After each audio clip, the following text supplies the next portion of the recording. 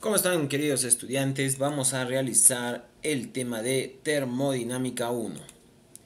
Y lo primero que vamos a ver es, por aquí este video ya lo hemos visto, es la definición de termodinámica. ¿Qué es de termodinámica? Pues dice que se define como la transferencia de energía de un sistema u objeto debido a la diferencia de temperaturas entre el sistema objeto y sus alrededores. El calor es una energía en tránsito por diferencia de temperatura. En resumen, ¿qué es la termodinámica? Pues la termodinámica es la conversión del calor en trabajo. ¿Sí? Es la forma más sencilla de entenderlo. Conversión de calor en trabajo. Ahora, la termodinámica se puede aplicar a cantidad de sustancias y materiales. En sí, todo material que puede sufrir alguna conversión aplicando trabajo o aplicando algún tipo de energía, pues es estudiado por la termodinámica. Como es algo tan grande, podemos simplemente enfocar todo a los gases ideales. ¿Qué es un gas ideal? Es aquel en el que sus moléculas son muy pequeñas y no ejercen fuerza alguna entre sí. Las moléculas chocan con las paredes del recipiente elásticamente, las moléculas se consideran con masas muy pequeñas y la mayor parte de gases a temperatura ambiente se comportan como gases ideales, ¿no? Primero tener en cuenta esas cosas. Trabajamos con los gases ideales. Se llaman ideales porque son perfectos, tienen las mejores propiedades, son estas que mencionamos acá, son las mejores propiedades, ¿no? Luego de eso vamos a observar a la primera ley. La termodinámica tiene dos leyes y la primera ley está basada en esta fórmula que vemos por aquí. El calor es igual al trabajo más la variación de energía interna. Entonces el calor es energía en movimiento, el trabajo es la capacidad de mover objetos. ¿Y qué es energía interna? Pues la energía interna es la suma de la energía cinética más la energía potencial de las moléculas. Entonces, la energía cinética es la energía del movimiento y la energía potencial es la energía que aparece con respecto de la posición con la que se encuentre un objeto para luego moverse. Entonces, esto se puede entender si un objeto está muy alto, tiene más energía cinética, más energía potencial, perdón, que un objeto que esté más bajo. ¿Ya? Entonces, es importante que tengas en cuenta eso. Entonces, trabajo más energía cinética nos dan, más energía interna nos da calor, ¿ya? Ahora, las unidades de cada uno de estos se encuentran en Joule, ¿sí? Importante, todo está en Joule. Es de las pocas fórmulas que encuentras todo en la misma unidad. La fórmula de la energía interna es 3 medios PV. P es presión, que se mide en pascales, B es volumen, que se mide en metros cúbicos, ¿no? Y la U es energía interna, que se mide en joules. Esta fórmula también tiene una memotecnia, que es el 3 medios de pavo, ¿no? Y la fórmula de la primera ley es el que wow o cuau o varias de esas maneras, ¿no? La memotecnia para acordarse las fórmulas. Luego de eso, vamos a definir las variables, los estados y los procesos. ¿Qué son las variables termodinámicas o variables de estado? Las variables de estado simplemente son características, ¿sí?, que encontramos en un gas ideal, en este caso, ¿no? Características que encontramos en un gas ideal, ¿no? Que tiene presión, que tiene volumen y que tiene temperatura, ¿no? Entonces, esto se puede dar, por ejemplo, también en algo que tengamos en casa, una olla con comida, un vaso de agua y así, ¿no? Todo tiene variables de estado. Todos los objetos tienen volumen, todos los objetos tienen temperatura y todos los objetos están bajo una presión. Si nosotros combinamos las variables de estado, tenemos algo que se llama estado termodinámico. Es la relación entre estas tres variables. Cómo se combinan, eso nos da un estado termodinámico. Cuando cambiamos de un estado termodinámico a otro estado termodinámico, se produce un proceso termodinámico, ¿sí? Cambiamos de un estado a otro estado. Y si cambiamos entre varios procesos termodinámicos cerrados, tendremos un ciclo termodinámico. Importante saber cómo esto se está asociando.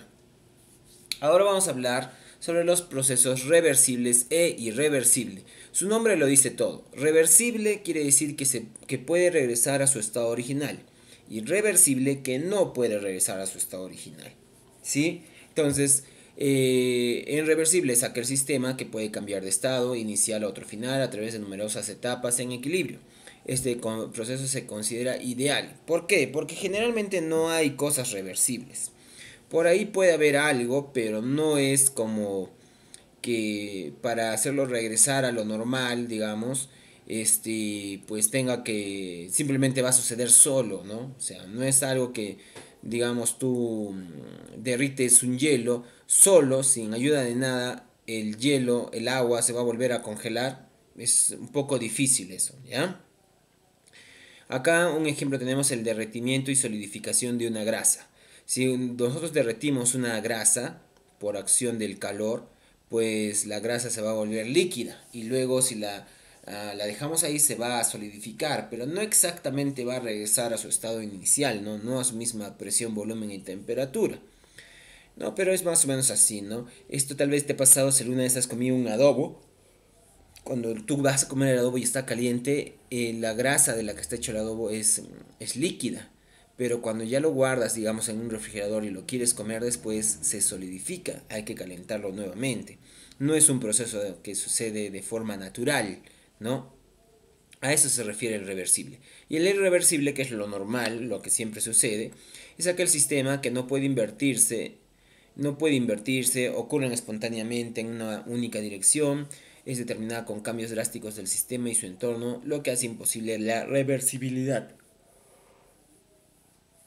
Este proceso se considera real, ¿no? El ejemplo sería quemar un papel, ¿no? El irreversible es eso. Quemas un papel, el papel cambió por completo, no puede regresar a ser lo mismo.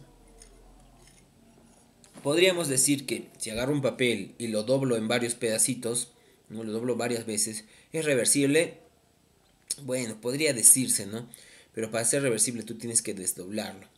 Siempre para lo reversible tienes que aplicar algo de energía. Entonces, por eso se considera el reversible ideal, porque debería suceder de forma automática. El irreversible sucede y ya no puede regresar a su forma original. Ahora vamos a ver los procesos. Tenemos 4 procesos: el isobárico, el isocórico, el isotérmico y el adiabático. En cada proceso tenemos que analizar la gráfica que tiene, el trabajo que se produce, la ecuación de estado y cómo actúa la primera ley. Primero vamos a empezar con el adiabático que vemos aquí en pantalla.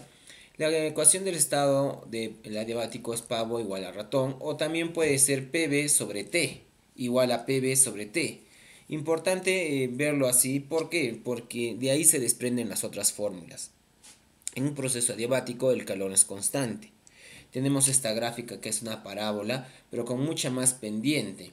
A esa gráfica se le llama adiabática. Y si yo quiero saber el trabajo de este proceso, es el área bajo esta curva, ¿no? Que es un poco difícil de calcular.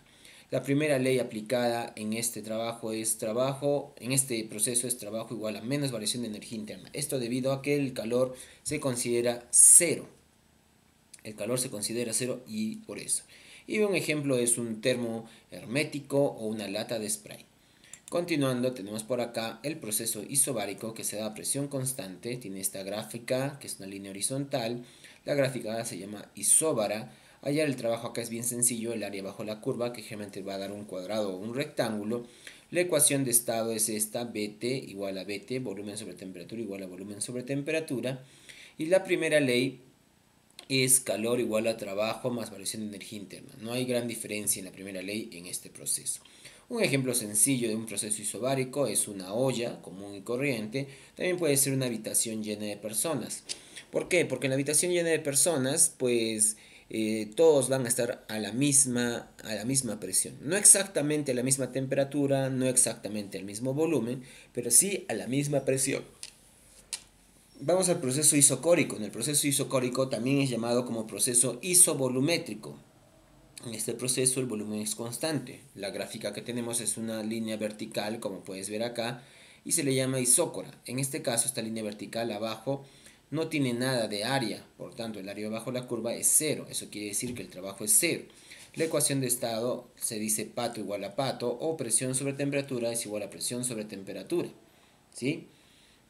Y como el trabajo es cero, la primera ley va a quedar como calor igual a variación de energía interna. Ejemplo de este proceso isocórico es una olla de presión. ¿Por qué una olla de presión? Porque la olla no va a cambiar de volumen. no va a cambiar, ya que es un sistema cerrado, no cambia de volumen. Lo que cambia en una olla de presión es que va aumentando la temperatura y va aumentando la presión también, ¿no? Por eso tienen ese pitito. El pitito ayuda a liberar la presión excesiva, porque si tuviera demasiada presión, en un momento la olla explotaría, ¿no? Vamos al último proceso, el proceso isotérmico. El proceso isotérmico se da a temperatura constante. La gráfica se llama isoterma y es una parábola también como el adiabático. Pero la diferencia es que esta es una parábola más echada. ¿Sí? Más echada. El trabajo es el área bajo la curva, que también es bien difícil de calcular, ¿no? Para sacar el área bajo la curva. La ecuación de estado es presión-volumen igual a presión-volumen. O sea, pavo igual a pavo. Y la primera ley, el calor es igual a trabajo más variación de energía interna. No hay gran diferencia. Un ejemplo de este proceso es un pistón o una jeringa. Podemos ver en este pistón o jeringa todo está a la misma temperatura. Pero si yo presiono el gas va a disminuir el volumen. También si el pistón se mueve hacia arriba va a aumentar el volumen, va a disminuir la presión. Son contrarias presión y volumen. En general esos son nuestros 4 procesos.